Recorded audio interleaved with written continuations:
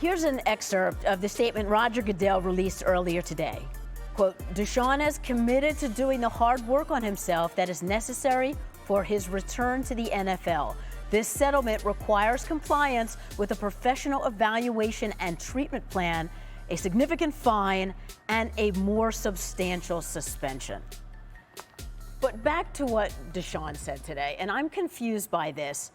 Has he taken responsibility or not? Because 6 days ago he spoke publicly, and it sounded like he had, but today, maybe not so much. How does today's settlement make you feel, Robert?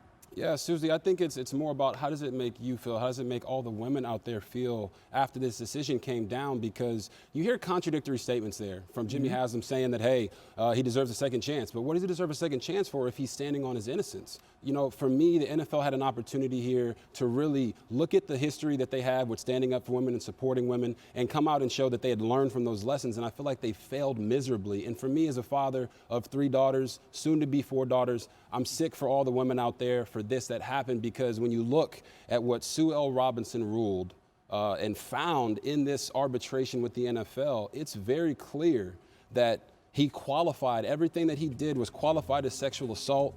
He posed a genuine danger to the safety and well-being of another person. He undermined or put at risk the integrity of the NFL, and his conduct was determined to be nonviolent sexual conduct and nonviolent sexual assault.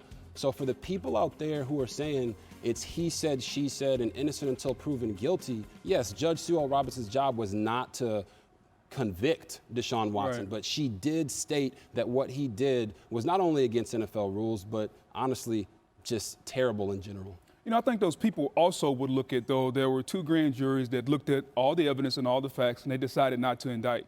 And so now when you're the NFL and you're governed by the CBA between the players and the owners, Roger Goodell is trying to do the right thing. And he basically doubled the suspension. I'm going to add $5 million, and I'm going to mandate some treatment. So although today may not have been enough for some people, Roger Goodell tried to do as much as he could without dragging this over the entire 2022 season in and out of court where we marred this season. So you have to understand the parameters to which both sides were negotiating. Today may not be fair and just for some, but I think Roger Goodell, the NFL, and the NFLPA tried to do the best they could in a bad situation. Because both sides just wanted a settlement. Well, that's the whole thing. This had gone on for nearly 2 years. Yes. The season's about to kick off. The NFL doesn't want the Deshaun Watson story out front when there are other good things going on in the league. And Deshaun Watson obviously is uncomfortable in this spotlight for a situation that he created.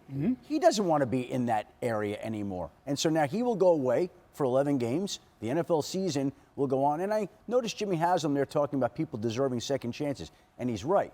The difference is that people usually don't get second chances with unprecedented contracts of $230 million that are fully guaranteed. Well, and on top of it, America is a country where we give people second chances when you fall on the sword. Yeah. And I think to some people, Deshaun Watson is yet to step up to the podium and say, I did this. No doubt. Can you forgive me? And I think that's the issue, because we haven't seen that. Right. And I exactly. think that's What were you apologizing for? Exactly. And Booger, what you're saying is that Deshaun Watson, we've all had that person in our lives who apologizes for how they made you feel, but they're not apologizing for their own behavior. And that's what I see here. And we can't go without saying that, you know, this isn't a win for the NFL. It's certainly not a win for the women out there who were affected, but it is a win for Deshaun Watson. It just seems like he continues to win no matter what is going on. And I want to just, you know, point to the fact that these women and the trauma that they are feeling from what happened with Deshaun Watson, nothing, no suspension, no amount of fine is going to quantify what they're feeling. I would agree with you that it's not a win